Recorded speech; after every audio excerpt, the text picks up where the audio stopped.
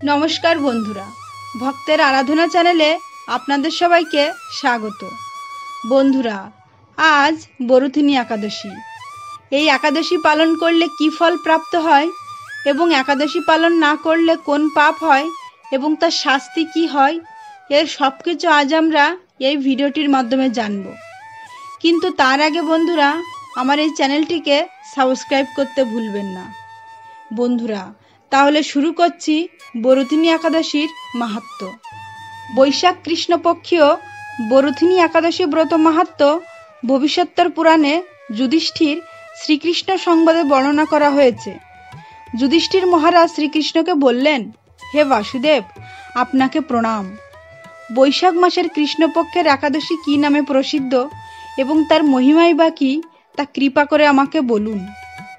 শ্রীকৃষ্ণ বললেন, হে রাজন, ইহলোক ও পরলোকে বৈশাখ মাসের কৃষ্ণপক্ষিয়া একাদশী বরুথিনী নামে বিখ্যাত। এই ব্রত পালনে সর্বদা সুখ লাভ হয় এবং পাপ ক্ষয় ও সৌভাগ্য প্রাপ্তি ঘটে। দুর্ভাগা স্ত্রীলোক এই ব্রত পালনে সর্বসৌভাগ্য লাভ করে থাকে। ভক্তি ও মুক্তি প্রদানকারী এই ব্রত সর্বপাপহরণ এবং গর্ভবাস যন্ত্রণা বিনাশ করে।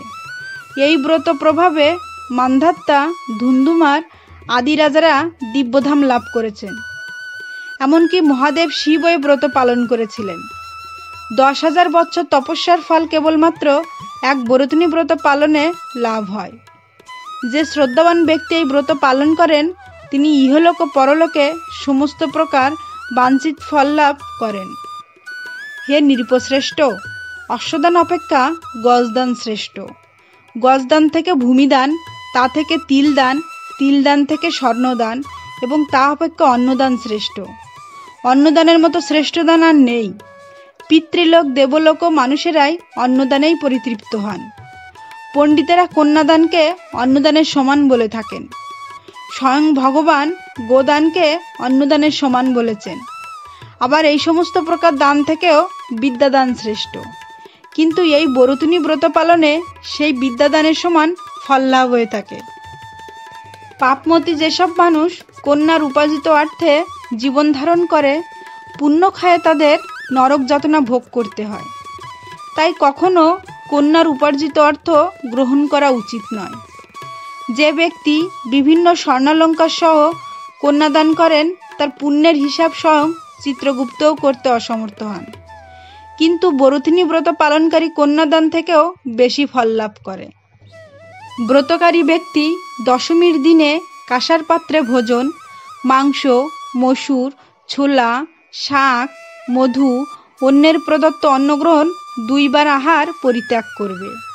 দুধ কিলা, নেশাজাতীয় দ্রব্য, দিবানিদ্রা, পরনিন্দা, পরচর্চা, প্রতারণা, চুরি, হিংসা, ক্রোধ ও মিথ্যাবাক্য একাদশীর দিনে বর্জনীয়।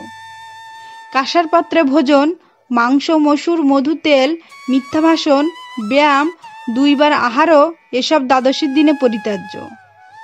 হে রাজন, এ বিধি অনুসারে বরুথিনী ব্রত পালন করলে সকল প্রকার পাপের বিনাশ এবং অক্ষয় গতি লাভ হয়। যিনি হরিবাসরে রাত্রি জাগরণ করে ভগবান জনার্দনের পূজা করেন, তিনি সর্বপাপ মুক্ত হয়ে পরম গতি লাভ করেন। তাই সূর্যপুত্র যমরাজের যাতনা থেকে পরিত্রাণের জন্য পরম যত্নে এই একাদশী ব্রত পালন করা কর্তব্য। বরুথিনী একাদশীর ব্রতকথা শ্রদ্ধাভরে পাঠ বা শ্রবণ করলে সহস্র গোদানের ফল লাভ হয় এবং সর্বপাপ থেকে মুক্ত হয়ে বিষ্ণুলোকে গতি হয়। বন্ধুরা, একাদশী মাহাত্ম্য আজ এই পর্যন্তই। আমার এই কথাগুলো যদি আপনাদের ভালো লেগে থাকে, তাহলে অবশ্যই চ্যানেলটিকে সাবস্ক্রাইব করতে ভুলবেন না আর আপনার প্রিয়জনের কাছে শেয়ার করবেন।